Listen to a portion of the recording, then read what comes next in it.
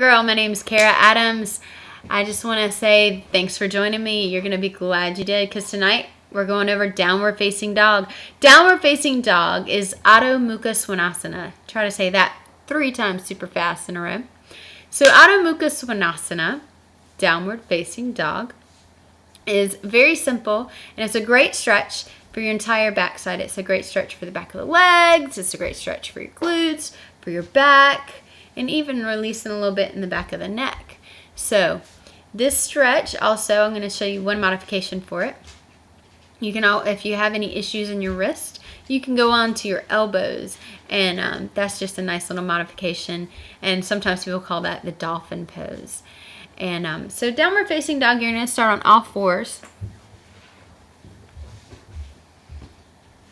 So you're on all fours. You're going to make sure you tuck your toes under, your knees underneath your hips, your wrists underneath your shoulders. And you're going to make sure your feet and your knees are about hip width apart, your wrists, your hands are about shoulder width apart.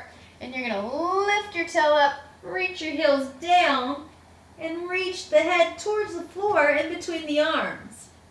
And your heels can either be up really high, you might not, if you're really tight in the back of the legs, or you can reach those heels a little bit lower if you have a little more flexibility back there.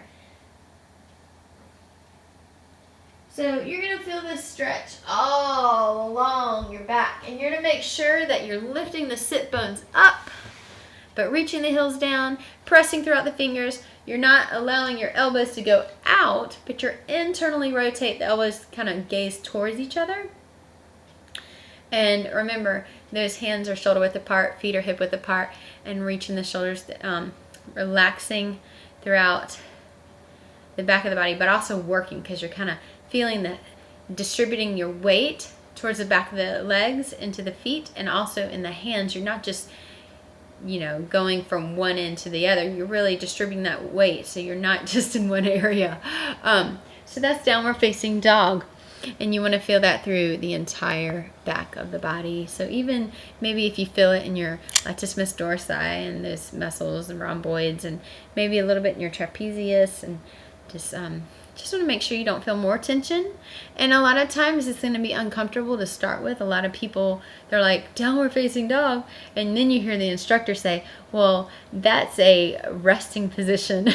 And they're like, a resting position, really? When you're in yoga class, people are like, oh my God, I hate that pose. But eventually, once you do it over and over and over again, you're going to allow yourself to become more familiar with it and more comfortable with that pose. And it won't be so rough. And it actually help you loosen up a lot of the muscles that are really tight, especially like in your hamstrings, the back of those thighs. So I wanted to just address something about attachment. A lot of times yoga, people will start talking about attachment, and attachments are just, there's something you're familiar with. They're a familiarity of something that that comforts you and can be challenging, and it's something that might be hard to let go of. If you don't want that attachment, then don't have that, whatever it is, that stuff that you have that you're attaching yourself to.